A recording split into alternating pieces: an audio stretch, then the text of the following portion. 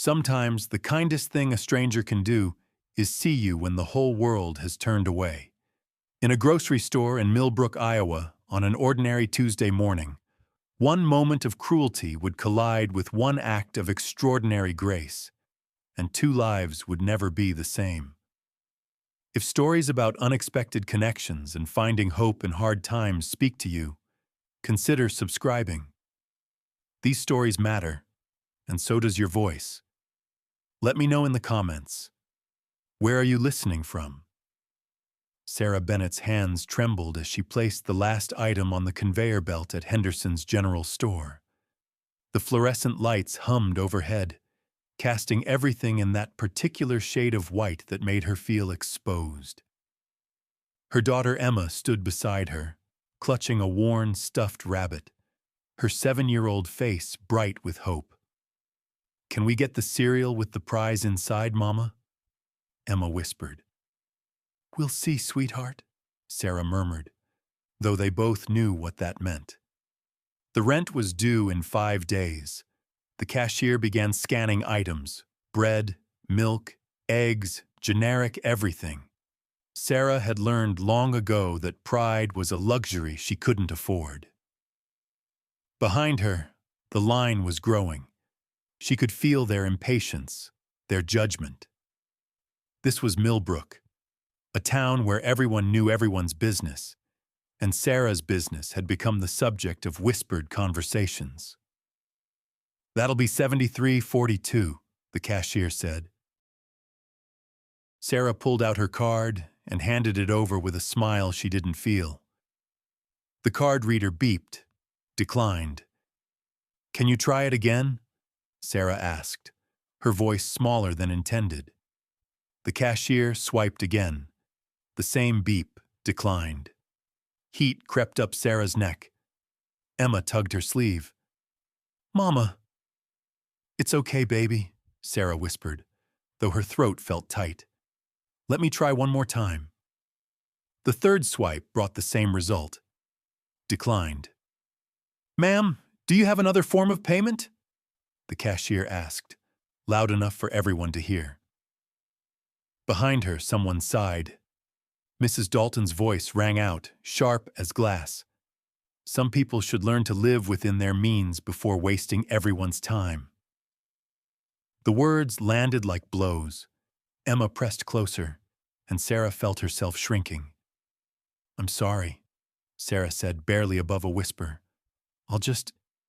Let me put some things back."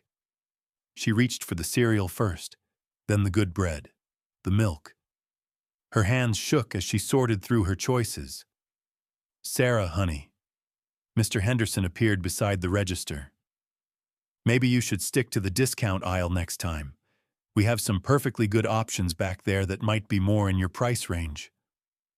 The store had gone quiet, that particular silence that meant everyone was watching. Sarah nodded, unable to speak. She kept removing items, her vision blurring with tears she refused to shed. "Mama, it's okay," Emma whispered, her voice trembling. "I don't need the cereal." That was when a voice came from behind her, calm and steady. "I'll take care of this." Sarah turned and found herself looking up at a stranger, tall, dressed in a charcoal suit that probably cost more than her monthly rent. Dark hair touched with silver at the temples, but it was his eyes that caught her. Gray-green, steady, filled with respect. "I'm sorry?" Sarah managed. The man stepped forward, pulling a credit card from his wallet. He handed it to the cashier without breaking eye contact. "I'll take care of this." "No, I can't," Sarah began, but he shook his head. "My mother raised me better than to stand by and watch," he said simply. Mrs. Dalton's voice cut through. "Well, isn't that charitable? Teaching her to expect handouts." The stranger's jaw tightened, but he didn't turn. Instead, he looked at the items Sarah had removed. "Put everything back. Everything she had." "Sir, that's not necessary," Sarah started. It is to me, he said. The transaction completed in a blur. He paid for everything. When finished, he helped Sarah gather her bags without a word. Emma tugged Sarah's sleeve as they walked toward the exit. Mama, is he an angel? Sarah didn't know how to answer, but as they stepped into the morning sunlight, the stranger holding the door, she wondered if maybe Emma was onto something. Outside, Sarah set the bags beside her old station wagon and turned to face him. Thank you. I'll pay you back. If you give me your address? No. The word was gentle but final. He looked at her car, then back at her. I'm sorry. You don't have anything to be sorry for. Not for helping, he said. For what they said to you in there. You deserve better than this town. The words hit harder than expected. She studied him, trying to place him. Do I know you? A small, sad smile crossed his face. I'm James Whitford. I'm here settling my father's estate, the old Whitford farm on County Road 12. Recognition crashed over her. Everyone knew the Whitford story. How James had been the golden boy who'd gone to law school and never came back. How his father had died bitter and alone. The town had called James a traitor. I remember, she said softly. I'm sorry about your father. Thank you. He shifted his weight. Look, I know this is strange, but can Mr. James come to dinner? Emma's voice piped up between them. Sarah felt heat flood her cheeks. Emma, honey, Mr. Whitford is very busy.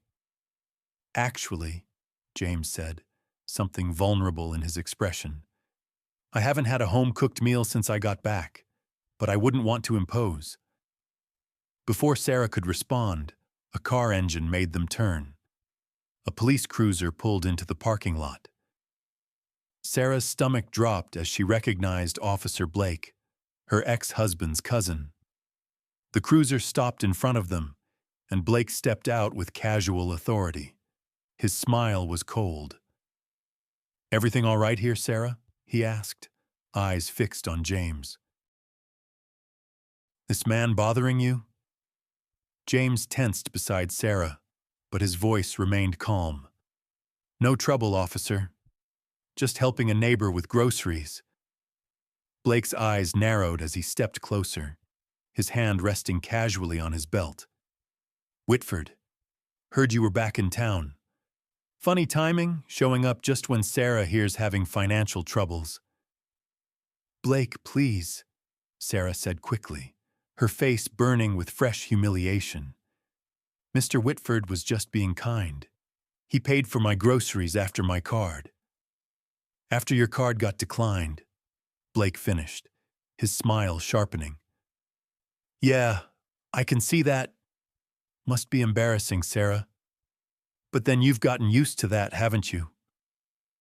Emma pressed closer to Sarah's leg, and Sarah felt anger rising through her shame. Blake had always been like this, using his badge as permission to humiliate her ever since the separation from his cousin. But before she could respond, James spoke. Is there a problem, officer? Because if not, we were just leaving. Blake's expression hardened. Your daddy's debts die with him, Whitford, but his reputation doesn't. 20 years you were gone. 20 years he struggled alone on that farm while you were off playing big city lawyer. People don't forget that kind of abandonment. He turned his gaze to Sarah. And I'd be careful about the company you keep, Sarah. People talk, especially about single mothers who can't even afford groceries but have time for men in fancy suits. The implication hung in the air like poison. Sarah felt sick, knowing exactly what Blake was suggesting, what story he'd spread through town. James's hands clenched into fists at his sides, but he remained still. We're done here, James said quietly, but there was steel in his voice. Blake held his gaze for a long moment, then shrugged. Sure. Just offering friendly advice. Have a nice day, folks. He climbed back into his cruiser and drove off slowly, deliberately, making sure they knew he was watching. The moment the cruiser disappeared, James turned to Sarah. Does that happen often? Sarah wanted to lie, to pretend it was fine, but something in his eyes made her tell the truth. Often enough. Blake's family, my ex-husband's family, they've made it clear I'm not welcome here. They think I destroyed their son's life by leaving him. Did you? James asked, and there was no judgment in the question, only curiosity. Sarah looked down at Emma, who was studying a crack in the pavement. He had a problem, with cards, dice, anything he could bet on. I stayed as long as I could, but when the bill collectors started coming to the house, when Emma started having nightmares, her voice broke. I had to choose her. His family never forgave me for that. James was quiet for a moment, then reached out and touched her shoulder briefly. You made the right choice, and anyone who can't see that isn't worth your time. As Sarah loaded the groceries into her car, she noticed James's hands were shaking slightly. Are you okay? No, he admitted, his jaw tight. I'm furious. Not at you, at them, at this whole town and its self-righteous judgment. Sarah managed a weak smile. Welcome back to Millbrook. 3 days passed before Sarah saw James again. 3 days of whispers at the post office, knowing looks at the bank, Mabel from the diner pulling her aside to warn her about men like that who don't stick around. 3 days of Emma asking when Mr. James was coming to dinner, and Sarah not knowing how to explain that kindness didn't mean connection, that gratitude wasn't the same as friendship. She was working the evening shift at Rosie's diner when the bell above the door chimed. Sarah looked up from wiping down the counter and froze. James Whitford stood in the doorway, still wearing a suit, but with his tie loosened, looking tired and somehow more real than he had in the parking lot. Their eyes met across the diner, and Sarah felt her heart do something complicated in her chest. This wasn't chance. He'd come here deliberately. He walked to the counter and sat on one of the red vinyl stools. Coffee, please. Sarah poured him a cup with hands that weren't quite steady. Around them, conversations had quieted. She could feel eyes on them, Mrs. Patterson in booth 3, the Miller brothers at the corner table, old Frank who spent every evening nursing the same cup of coffee for 3 hours. How do you take it? Sarah asked, her voice professional, careful. I'm black, James said, then added quietly, How are you? Fine, she lied automatically, then caught his expression. Tired, broke, the usual. A ghost of a smile touched his lips. Honest, I appreciate that. Mabel appeared at Sarah's elbow, her eyes bright with curiosity and concern. She was in her 50s, bottle blonde, and had worked at Rosie's longer than Sarah had been alive. I can take this table if you want, honey, she said, loud enough for James to hear. I'm fine, Mabel, Sarah said. But Mabel leaned closer. Careful, honey, Mabel whispered. Men like that don't stick around for girls like us. Then she drifted away, leaving her words hanging in the air like a warning. Sarah brought James his meal. Meatloaf, mashed potatoes, green beans, the special, and tried to ignore how aware she was of him, of the way other customers kept glancing over, of how this simple interaction was going to be tomorrow's gossip. When she brought the check, James looked up at her. Can I ask you something? Sure, Sarah said, though her stomach clenched. Would you like to have coffee sometime? Off the clock, I mean, just to talk. Sarah's breath caught. She wanted to say yes, God. She wanted to say yes.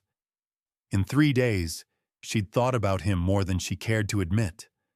About his quiet anger at her humiliation, his steady presence, the way he'd treated Emma with gentle respect. But wanting something and being able to have it were different things. "I don't know if that's a good idea," she said softly. "Why not?" "Because—" She glanced around the diner at all the watching faces. "Because this town talks, and I can't afford to give them more ammunition. Emma's already dealing with enough at school because of me." "What if I don't care what they say?" James asked. "Then you're lucky," Sarah said, and there was more bitterness in her voice than she intended. "Some of us don't have that luxury." Before James could respond, Lou, the manager, appeared from the kitchen. He was a kind man, mid-60s, who'd given Sarah this job when no one else would. Now his face was apologetic but firm. "Sarah, can I see you in the back for a minute?" Sarah's stomach dropped. She followed Lou through the kitchen to the small office that smelled of fryer grease and old coffee. Lou closed the door and rubbed his face tiredly. "Look, I like you, Sarah. You're a good worker, always on time, never complain. But I got a call this afternoon from Mrs. Patterson. She said she didn't appreciate her dinner being served by someone who was too busy flirting with customers to pay attention." "I wasn't—" Sarah started, but Lou held up his hand. I know you weren't. But here's the thing. Mrs. Patterson is on the church ladies' committee, and half my business comes from church groups. I can't afford to have them complaining. You need this job, Sarah. So maybe—" He looked uncomfortable. "Maybe keep your distance from the Whitford boy, yeah?" "Just while you're working." Sarah nodded, humiliation washing over her again. It was Henderson's all over again, being told she wasn't good enough, that her choices had consequences, that she needed to know her place. "I understand," she managed. "I'm sorry," Lou said, and he meant it. "I really am." Sarah returned to the floor, finished her shift with mechanical efficiency, avoided James's section entirely. When closing time came and she stepped into the parking lot, she wasn't surprised to find him waiting by his car. "You don't have to explain," James said when she approached. "I saw you get called to the back." "Lou's just trying to protect his business," Sarah said, defending him even though the words tasted bitter. "He's not wrong. Being seen with you, it costs me." "And that's acceptable to you?" James asked, and there was something fierce in his voice. "That they get to dictate who you talk to, who you're friends with?" "It's not about acceptable," Sarah shot back, her exhaustion fraying into anger. "It's about survival. You don't understand what it's like to have nothing. You can leave, walk away from this town whenever you want. I can't. This is my home, and these people, as awful as they are, they're my daughter's teachers, her friends' parents, the people who decide whether I get hired or fired. I can't afford to make enemies." James was quiet for a moment, studying her in the dim parking lot light. "What if you didn't have to choose? What does that mean?" "It means—" He paused, seeming to struggle with words. "It means I've spent 20 years letting this town's opinion shape my choices. I won't let it shape yours, so I'm asking again. Coffee. Tomorrow. Yes or no?" Sarah looked at him, really looked at him, saw the same loneliness she felt reflected in his eyes, the same yearning for connection, for someone who understood. She thought about Emma asking when Mr. James was coming to dinner, about how long it had been since anyone had looked at her the way he did, like she mattered. "Yes," she whispered, and the word felt like stepping off a cliff. James smiled, real and warm. Tomorrow, 2 o'clock. The farmhouse on County Road 12. He drove away, and Sarah stood alone in the parking lot, her heart pounding. Across the street, hidden in shadow, a car engine started. Someone had been watching them, and Sarah realized with cold certainty that her answer had just set something in motion that she couldn't stop.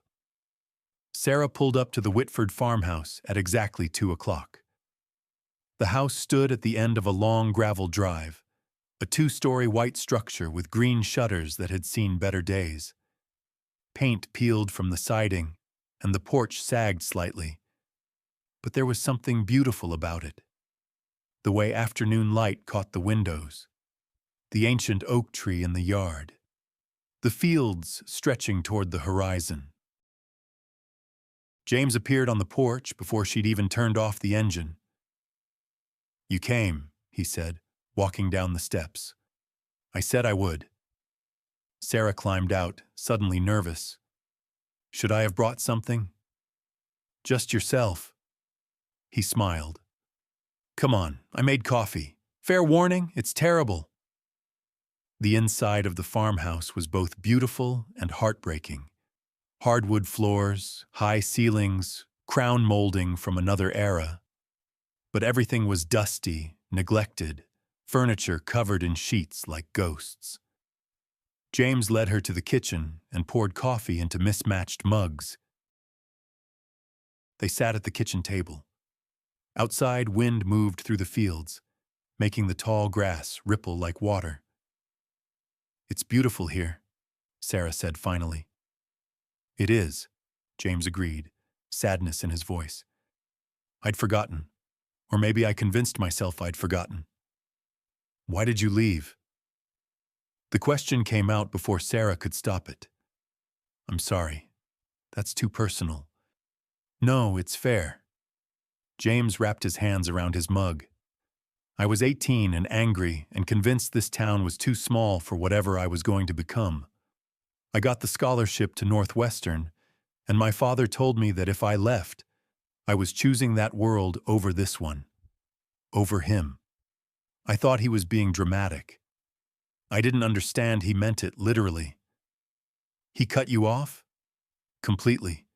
20 years of letters returned unopened, calls unanswered. I tried for the first 5 years, then stopped. Told myself he'd made his choice, and I'd made mine." James's voice was rough with old pain. "Then I got the call from his lawyer. Heart attack. He'd been dead 3 days before anyone found him." Sarah reached across the table and covered his hand with hers. "I'm sorry. The worst part is the debt." James looked up at her. "That's why I really came back. The farm is drowning. My father took out loans he couldn't repay. The bank is foreclosing in 2 weeks. Can you fight it?" "I'm a lawyer. I've looked at every angle. The debt is real, substantial. More than the property's worth." He turned his hand over, lacing his fingers through hers. "I thought I'd hate this place when I came back. Instead, I realize I've spent 20 years running from the only home I ever knew. And now it's too late." Sarah understood that pain. Losing something before you'd fully appreciated it. "What will you do?" "Go back to Chicago, I guess. Back to my apartment and my cases and my life that suddenly feels very empty." He looked at her. "What about you?" "I was born here," Sarah said. "Met my ex in high school. Got married at 19. Had Emma at 24. Didn't realize I'd married a man who loved gambling more than his family until it was too late." "But you got out." "Barely. The debts were crushing us. When I finally filed for separation, his mother told me I was destroying their family, that a good wife would stand by her husband no matter what." She laughed bitterly. Maybe she was right. "Don't do that," James said firmly. "Don't let their shame become yours. You protected your daughter. That's not weakness. It's strength." Before Sarah could respond, her phone rang. Emma's school. Her heart lurched as she answered. Ms. Bennett, this is Principal Morrison. There's been an incident with Emma. We need you to come down right away. Sarah was on her feet immediately. What happened? It's better if we discuss it in person. 10 minutes. Sarah ended the call, her hands shaking. I have to go. Emma, something happened. I'll follow you, James said, already grabbing his keys. Millbrook Elementary sat on the edge of town. Sarah's heart pounded as she rushed inside, James a quiet presence behind her. Principal Morrison met them in the hallway. What happened? Sarah demanded. Emma's fine physically, Morrison said carefully. But there was an incident at recess. Some of the other children were teasing her, saying things about you, about your financial situation, specifically about what happened at Henderson's store. Sarah felt sick. What did they say? That her mother can't even buy groceries, that she's poor, that you're looking for a rich man to take care of you. The words hit like physical blows. Sarah closed her eyes. Where is she? The nurse's office. She's very upset. Sarah found Emma curled in a chair, her face blotchy from crying. The moment she saw Sarah, she ran into her mother's arms. I'm sorry, Mama, Emma sobbed. I tried not to cry, but they kept saying mean things, and I told them you were a good mama, but they wouldn't stop. Shh, baby, it's not your fault. Sarah held her daughter, feeling her own heart break. This was what she'd feared most, that her struggles would become Emma's shame. They drove home in silence, Emma exhausted in the back seat. James had followed them, and when Sarah pulled into her driveway, a small rental house with peeling paint, he parked behind her.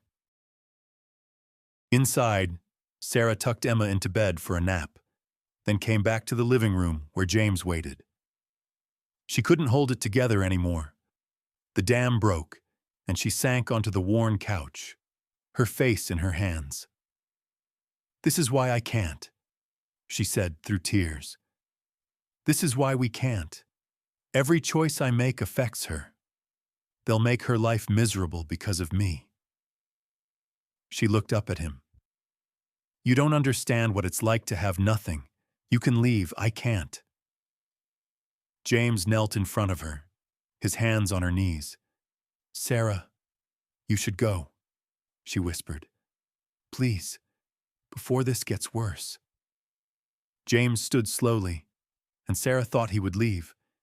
But instead of walking to the door, he pulled something from his pocket, a folded piece of paper.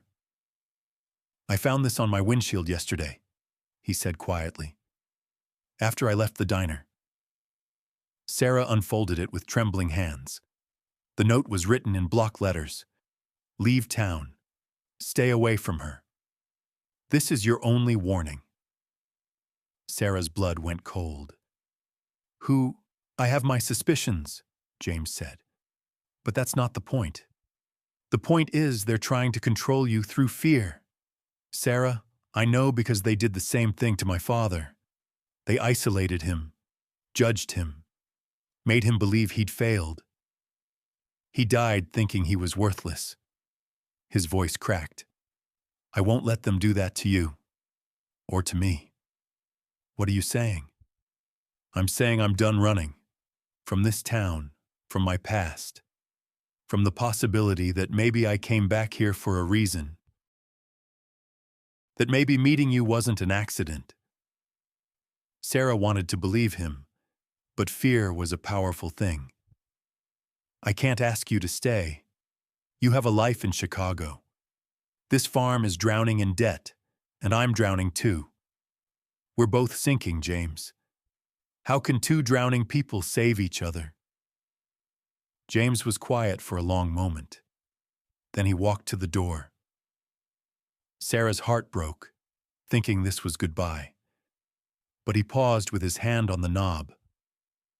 "My mother used to say that sometimes the bravest thing you can do is ask for help," he said softly. "Maybe we can't save each other, but maybe we don't have to drown alone."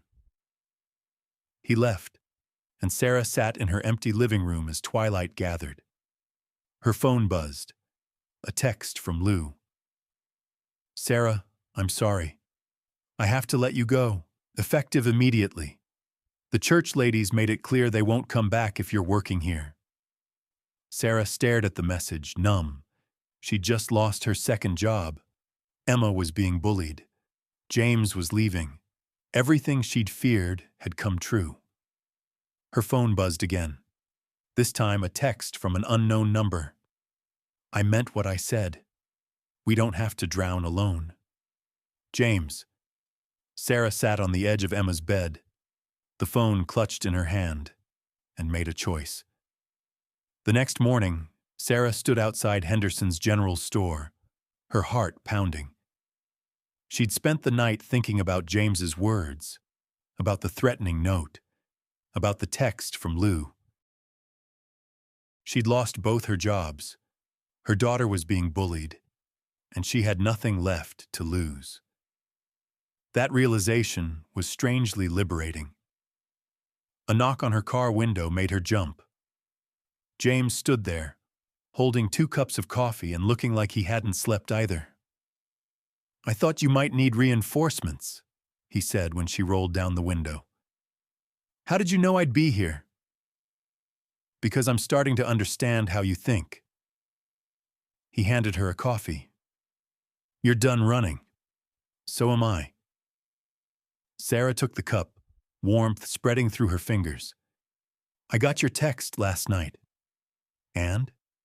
"And you're right. I've been drowning for 2 years, trying to do everything alone because I thought asking for help made me weak.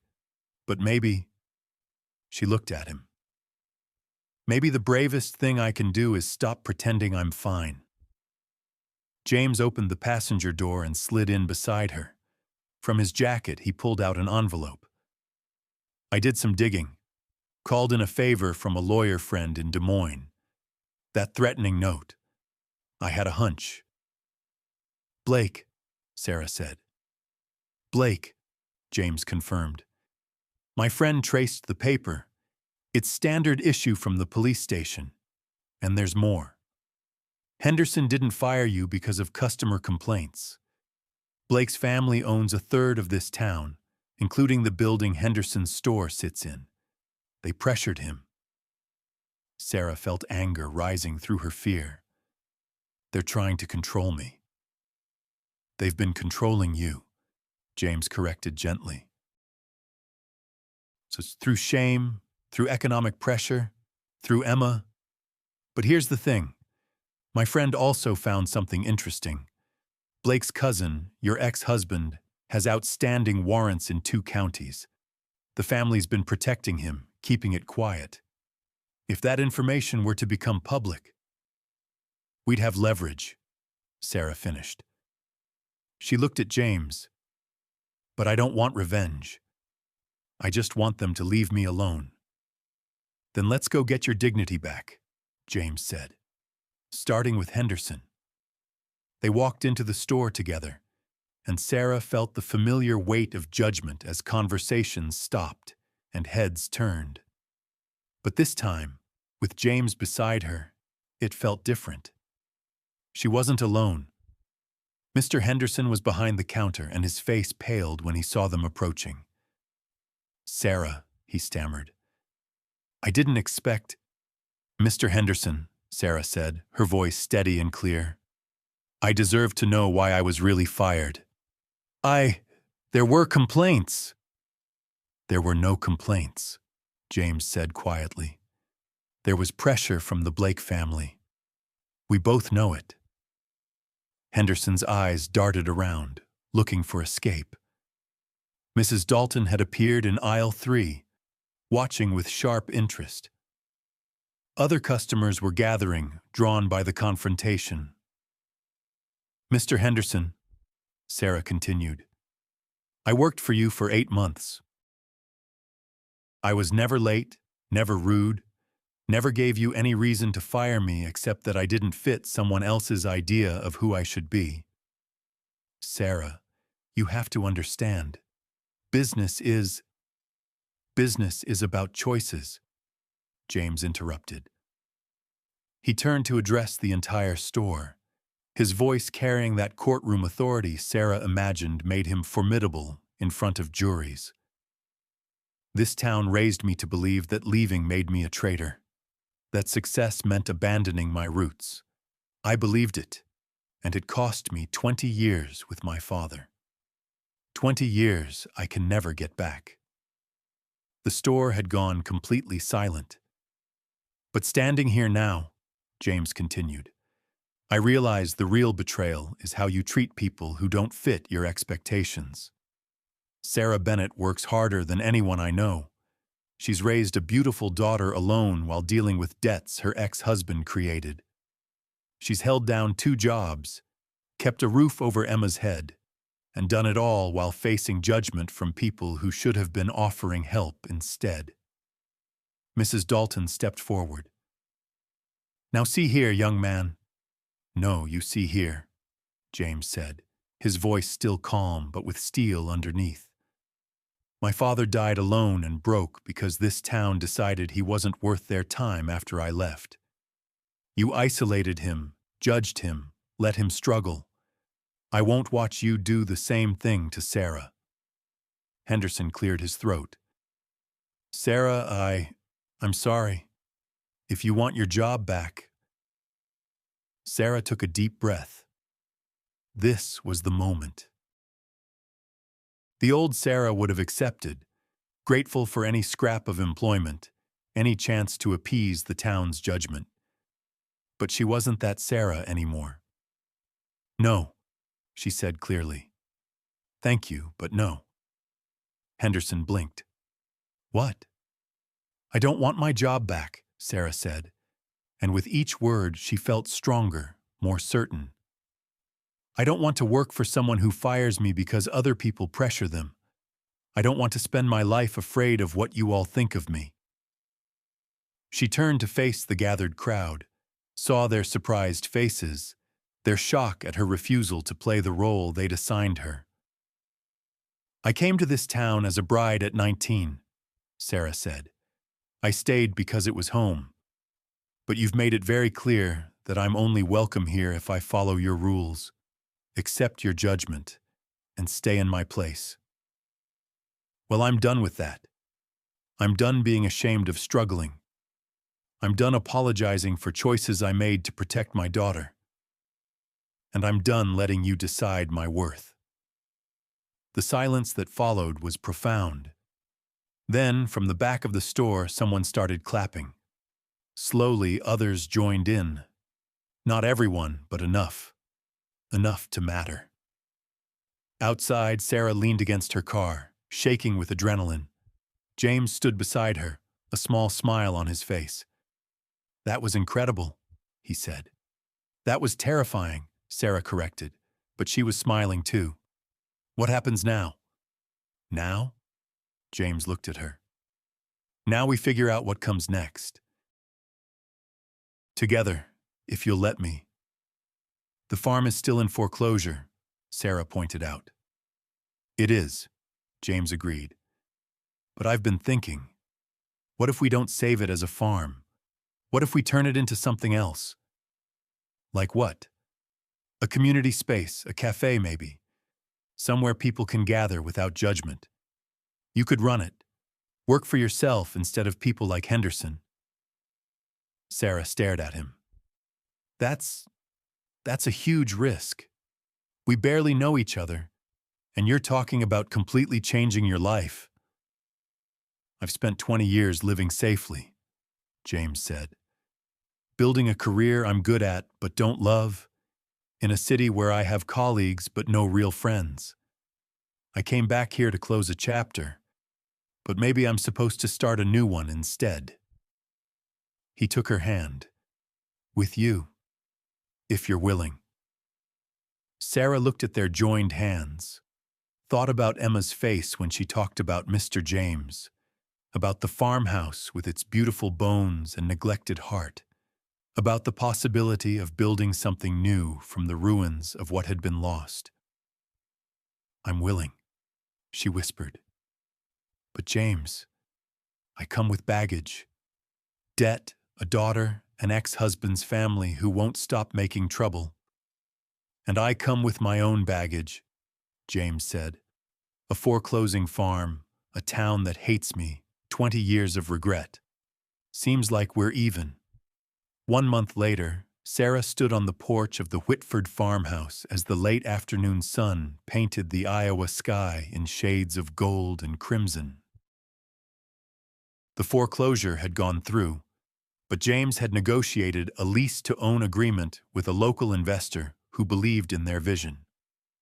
The house was slowly transforming. Fresh paint on the shutters, the porch reinforced, windows that sparkled in the sunlight. Inside, they were building a cafe. Small, intimate, the kind of place Sarah had dreamed about during long shifts at Rosie's diner. Emma's laughter drifted from the yard where she was playing, finally free from the weight of other children's cruelty. The bullying had stopped after Sarah's confrontation at Henderson's, not because people had suddenly become kind, but because Sarah had stopped giving their opinions power over her life. James appeared beside her with 2 cups of coffee, better now that he'd been practicing. They stood together watching the sunset, their shoulders touching. "My mother used to say the bravest thing you can do is choose yourself," Sarah said quietly. "I never understood what she meant until now." James took her hand, a simple touch that spoke of everything they'd survived together, everything they were building. "Do you regret it? Turning down Henderson's offer?" "Not for a second," Sarah said. "For the first time in 2 years, I'm not afraid. I'm not rich, I'm not secure, but I'm free." A car turned into the driveway, and Sarah tensed automatically. But it was just Mabel from the diner, the woman who'd warned her about men like James. She parked and sat for a moment, considering, then got out and walked toward them. "Heard you were starting a cafe," Mabel said, not quite meeting Sarah's eyes. "Wondered if you might need help. I'm good with customers and lose cutting hours." Sarah looked at James, then back at Mabel. This was what change looked like. Not dramatic or immediate, but small and uncertain, one person choosing courage at a time. "We could use the help," Sarah said. "Come on, I'll show you around." As twilight descended, lights began to glow in the farmhouse windows. Warm, welcoming, home. In the distance, more cars slowed on County Road 12, curious about the changes happening at the old Whitford place.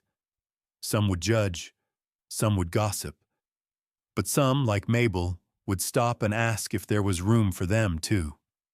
Sarah watched them come, no longer afraid of their opinions, no longer defined by their judgment.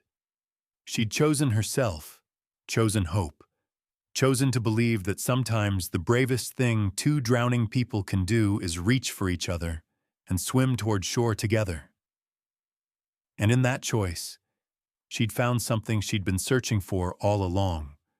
Not rescue, but partnership. Not salvation, but the courage to save herself.